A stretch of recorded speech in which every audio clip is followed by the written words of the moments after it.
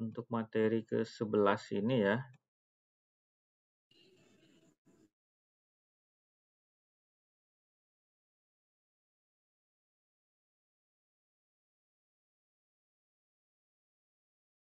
PowerPoint-nya kelihatan?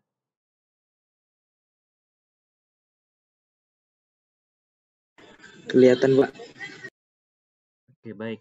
Nah, pada yang materi ke-11 ini kita pembahasannya distribusi sampling dari mean ya. Di mana mean itu kan rata-rata biasa ya. Jadi dari mean sampel ya merupakan distribusi mean aritmatik dari seluruh sampel acak ya. N yang mungkin dipilih dari sebuah populasi. Nah, persamaannya ini ya. Nah, jika sampling yang kita lakukan dengan pergantian atau populasinya tak terhingga, maka rumus yang Izin, dapat Pak. kita gunakan ya. Slide-nya belum ganti, Pak. Masih di awal nih. Masih di sampling dari mean ini, belum? Belum, Pak. Mas, ini slide 1 materi kuliah. Belum ganti, Pak. Belum Belum ganti ya? ganti, Pak. Belum.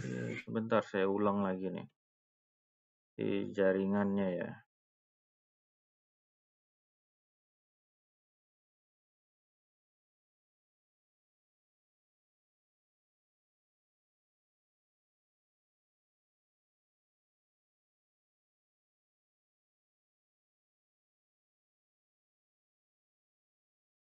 Nah, ini sudah muncul PowerPoint-nya udah berganti? Belum, Pak. Kayak yang tadi masih, Pak. Yang ini? Ini Belum sudah? juga, Pak. Belum, Pak. Masih sama, Pak. Masih sama? Mana problemnya? Bentar ya.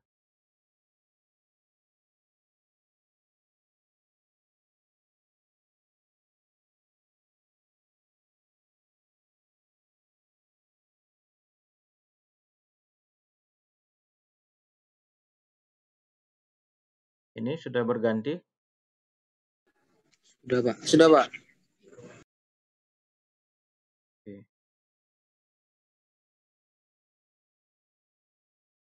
Berapa PowerPoint yang kelihatan? Satu ya? Iya, Pak. Judulnya distribusi sampling dari mean. mean. Oke, baik. Nah, sampling yang dilakukan ya, yang kita lakukan dengan pergantian atau populasinya tak terhingga ya, maka ini rumusnya ya. Kemudian jika sampling yang kita lakukan tanpa pergantian dari suatu populasi, maka ini kita menggunakan persamaan ini rumusnya ya.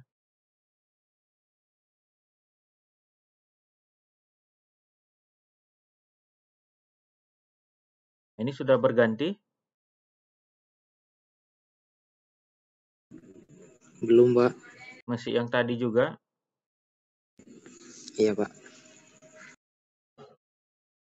Ini sudah berganti? Sudah, Pak. Nah, jadi mean dan deviasi standar distribusi sampling mean ya.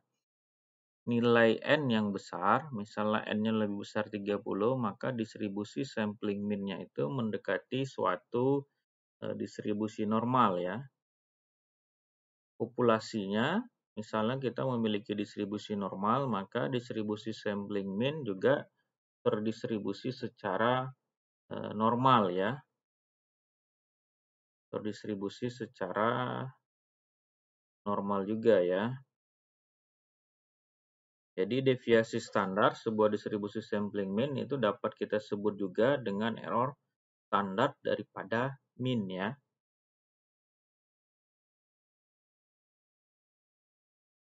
Ini contoh ya, contoh distribusi sampling dari mean. Dengan 500 cetakan logam memiliki berat rata-rata 5,02 N dan deviasi standarnya 0,30 N. Probabilitas bahwa suatu sampel acak dengan ukuran sampel 100 cetakan yang dipilih akan mempunyai berat total antara 496 sampai 500 N. Nah, dapat kita tentukan distribusi sampling mean persoalan di atas ya. Persamaannya ini ya, kita menggunakan persamaan ini sehingga hasilnya 0,027. Nah, 100 sampel cetakan memiliki berat totalnya 496 sampai 500 N jika rata-ratanya 4,96 sampai 5,00 N. Sehingga hasilnya adalah min 22, min 0,74 nih ya. Sehingga persamaannya ini dia dapat hasilnya ya.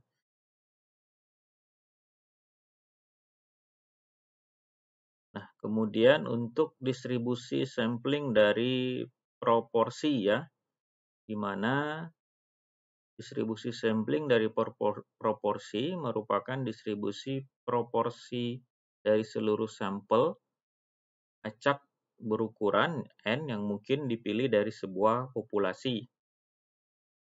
Nah, misalnya jika probabilitasnya sukses populasinya itu adalah P, sementara probabilitas gagalnya adalah Q, sama dengan 1 kurang P dan samplingnya tanpa pergantian dari populasi terhitung berukuran N, ini kita dengan menggunakan ini persamaannya. Nah, jika sampling yang dilakukan dengan pergantian atau populasinya tak terhingga, maka persamaan yang kita gunakan ini dia persamaannya. Kemudian untuk populasi untuk nilai N yang besarnya N lebih dari 30, distribusi sampling proporsi mendekati suatu distribusi normal. Sedangkan populasinya mengikuti distribusi binomial ya.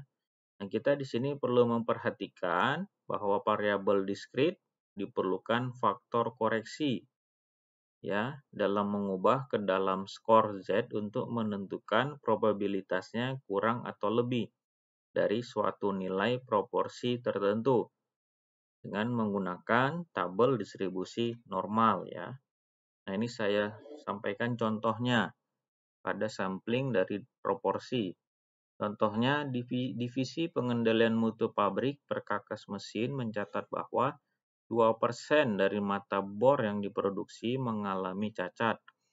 Jika dalam pengiriman satu batch produk terdiri dari 400 mata bor, kita dapat menentukan probabilitas banyaknya mata bor yang cacat 3% atau lebih. Nah, distribusi sampling proporsi hasilnya 0,007 ya, dengan menggunakan persamaan MP sama dengan P sama dengan 0,02 dan SP-nya akar dari P dikali 1 kurang P dibagi N. Kemudian koreksi untuk variabel diskrit sama dengan 1/2N sama dengan 1/2 kali 400, hasilnya 0,00125. Proporsi 3% setelah dikoreksi, maka hasilnya didapatlah 1,25.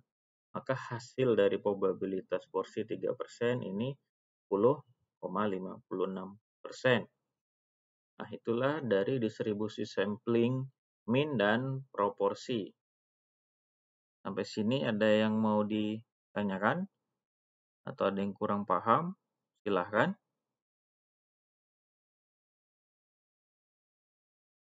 Atau sudah pada paham semua? Atau cukup? Gimana? Silahkan.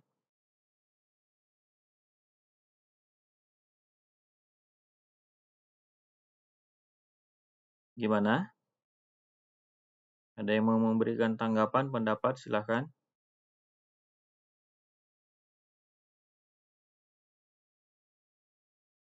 Silahkan. Atau cukup? Cukup, Pak. Cukup, Pak. Oke, baik.